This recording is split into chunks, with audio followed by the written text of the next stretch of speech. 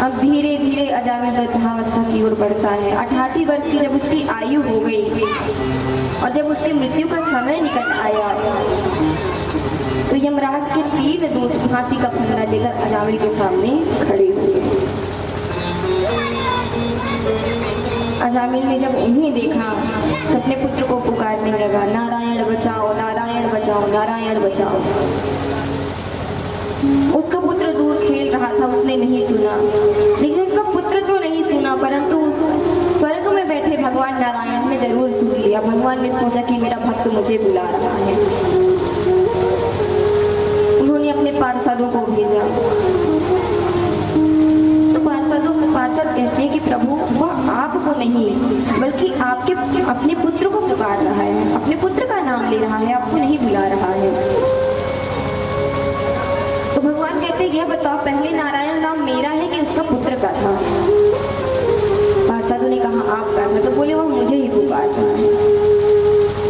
भगवान के पार्षद गए हैं, दौड़े दौड़े आए, वहां यमदूत खड़े हुए थे।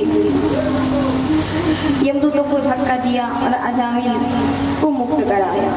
यमदूतों ने कहा आप कौन हैं? हमें रोकने वाले आप कौन होते हैं?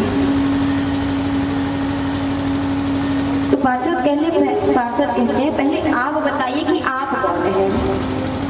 तो यमदूत कहते हैं हम धर्मराज के सेवक हैं और उन्हीं की आज्ञा से इस पापी अजामिल को लेते आए हैं। तो विष्णुदूत कहते हैं कि अच्छा ये बताइए यदि आप धर्मराज के सेवक हैं तो बताइए धर्म किसे कहते हैं? तो यमदूत कहते हैं वेद जिसका विधान करता है उसे धर्म कहते हैं और जिसका निषेध करता है उसे धर्म कहते हैं। जिसका निषेध करता है उसे अधर्म कहते हैं, जिसका विधान करता है उसे धर्म कहते हैं। वेद साक्षात भगवान नारायण का स्वरूप है, वही धर्म है। कई प्रकारों से यमदूतों ने भगवान के पार्षदों को धर्म के बारे में बताया।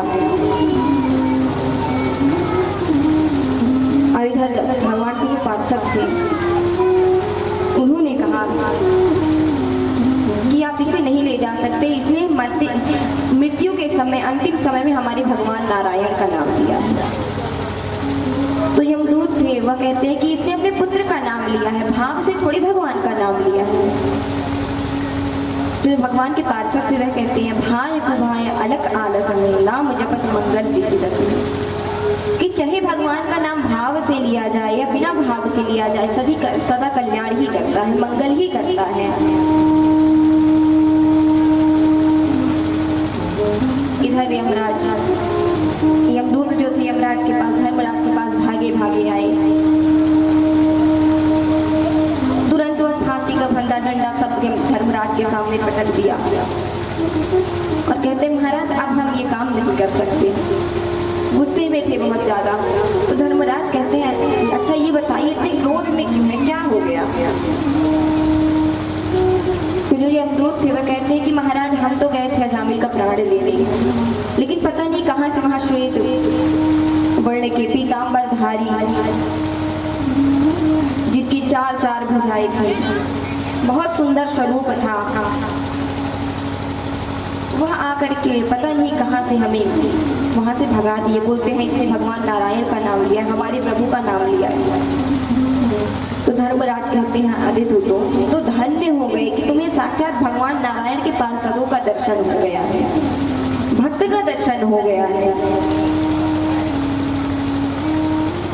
तो जो यमदूत कहते प्रभु ये बताए कि आप ही संसार के सबसे बड़े भगवान हैं या फिर आपसे बड़ा भी कोई पद में है?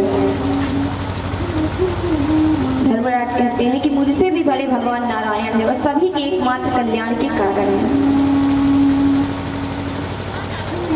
भगवान नारायण के तत्व को ब्रह्मा जी, देवर्षि नारद, भगवान शंकर, सनकादि कुमार, कपिल, स्वयंभू महाराज, स्वयंभू मनु, प्रहलाद,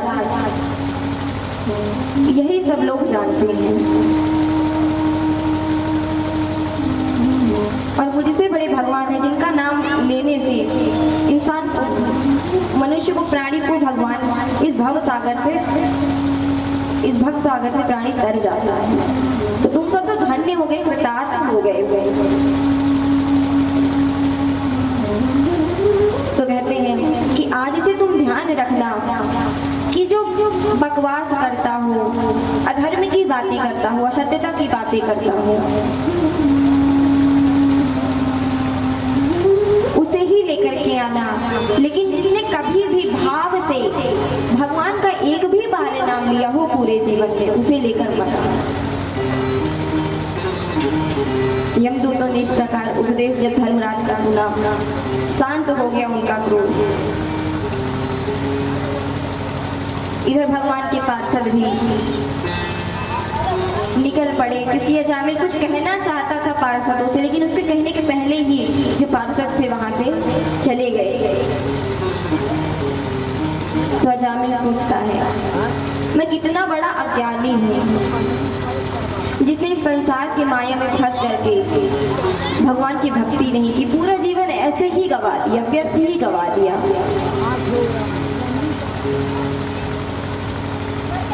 अजामिल कहता है, दिलदार कन्हैया ने मुझको अपनाया है, रस्ते से उठा करके सीने से लगाया है।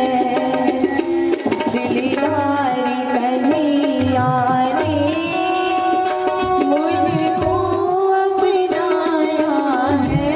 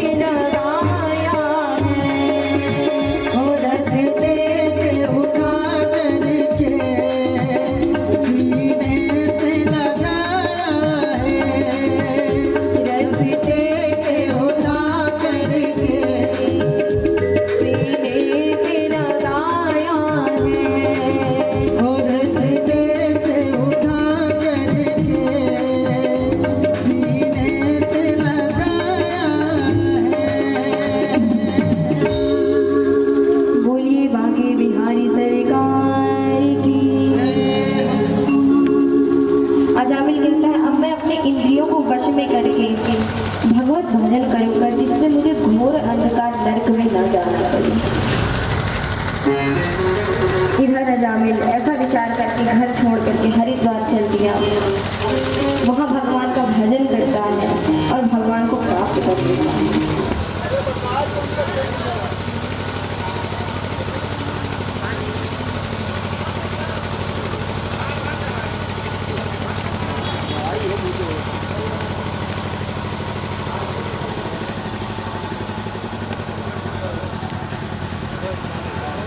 भैया